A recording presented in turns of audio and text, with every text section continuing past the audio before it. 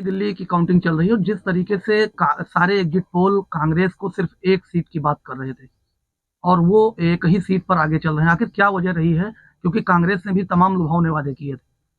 देखिए, अभी क्या है कि हमको लगता है कि वहाँ कम से कम 8-10 राउंड की मतगणना अगर हुआ हो भी होगा तो 7 राउंड हुआ होगा, 8 राउंड हुआ होगा, 15 राउंड होना है। तो कोई जरूरी नहीं है कि वो सीट कांग्रेस पा जाए। एक का अनुमान लगाया था सारे चैनलों ने और एक पर वो आगे चल रहे हैं, लेकिन अंत तक जरूरी नहीं है कि वो सीट पावे।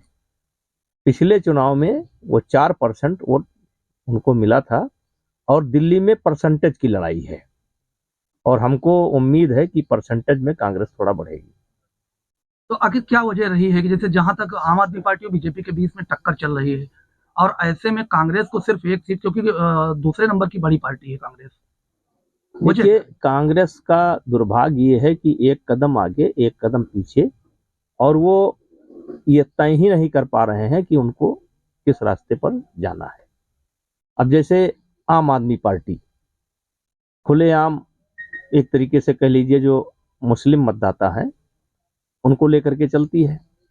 भारतीय जनता पार्टी सबको लेकर के चलती है, लेकिन अपर हैंड आप कह लीजिए कि जो हिंदू मतदाता है ये तय ही नहीं कर पा रहे हैं, कभी एक कदम आगे कभी एक कदम पीछे। और अभी केजरीवाल के साथ मिलकर के लोकसभा में भी लड़े हैं और अभी तक इनका साथ था। अब हरियाणा में इनको सीटें नहीं मिली, केजरीवाल को सीटें मांग रहे थे, नहीं मिली, उसको लेकर के इनका गठबंधन टूटा। तो इनका तो स्पष्ट ही नहीं, और आगे फिर जाकर के जैसे लोकसभा के अंदर या राज्यसभा के अंदर जब कोई बात आती है तो दोनों एक हो जाते हैं। तो इनका रास्ता तय नहीं है। तो जैसे कहते हैं दो नाव पर चढ़ना जो है अच्छा नहीं होता है, वही कांग्रेस पर है, वो दो का नाव एक ही नाव पर नहीं लटक पाती है।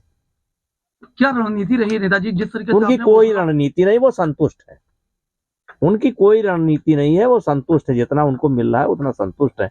ये उनके कार्यकर्ता ही कहते हैं कि वो संतुष्ट है। उनकी कोई इच्छा शक्ति ही नहीं है। इच्छा शक्ति होती तो मेहनत करते और देश की राजनीति को समझने की कोशिश करते। जितने जो है लेफ्ट राइट हैं इस समय वही उनके यहाँ सलाहकार हैं। अच्छा, ओखला में जिस तरीके से मुस्लिम आबादी वहां पर 55% है, लेकिन क्या माना जाए कि बीजेपी ने वहां पे सेंध लगा दी। आप भी वहां पे प्रचार किए हैं, कई देखिए जनसभाएं की हैं। देखिए क्या है कि मुझे बहुत उम्मीद है कि ओखला विधानसभा जो है इस बार भारतीय जनता पार्टी के पक्ष में आएगा, क्योंकि इस बार मुस्लिम मतदाता जो है 3 जगह पर बट रहे हैं। लगभग मान करके चलिए कि 40% वोट कांग्रेस और पतंग को मिलाकर के जा रहा है, जिसमें 35% वोट पतंग को जा रहा है, 5% 4% कांग्रेस को जा रहा है, जो एक तरफा पड़ता था। और दूसरा, जो उत्तर प्रदेश और बिहार के निवासी हैं, जैसे एक मोहल्ला वहां पर है जे कॉलोनी, वो हिंदू बाहुल्य है, लेकिन वहां 60-70% वोट जो है 70% वोट आम आदमी को पड़ता था। इस बार कहानी पलट गई है, वहां 70% वोट 60% वोट बीजेपी को पड़ रहा है, जिसमें उत्तर प्रदेश और बिहार के बहुतायत लोग हैं, अपने गोंडा के भी लोग हैं और बिहार के लोग हैं, सीतामढ़ी के बहुत लोग हैं, पूरा मोहल्ला बसा हुआ है। तो वो लोग, क्योंकि जो इन्होंने वादा किया था कि मुफ्त पानी मुफ्त बिजली, ये धरातल पर पहुंचा नहीं था।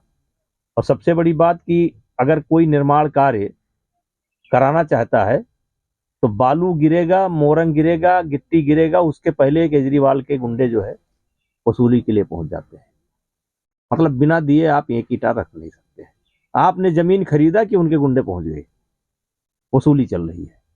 इसको लेकर के पूर्वांचल के वासी जो है या उत्तर भारतीय कह लीजिए, जो भी नाम देना चाहे, ये सब जो पहले आम आदमी पार्टी को वोट करते थे वो भारतीय जनता पार्टी को वोट कर रहे हैं। तो क्या जिस तरीके से बीजेपी ने 15-15 करोड़ रुपए के ऑफर दिए थे, जो ये तो केजरीवाल का गलत है, कहना है, वो तो गलत है। तो क्या वो? अब आप केजरीवाल की बात को सीरियस लेंगे, उनकी उसकी बात को सीरियस मत लीजिए। कितना सीरियस लेंगे, कितना झूठ बोला वो। उसने तो कहा था मोदी जी हमसे डरते हैं। अब बताओ, मोदी जी उनसे डरते हैं। मोदी जी का आमना सामना अगर हो जाए केजरीवाल का तो पैंट गीली हो जाएगी।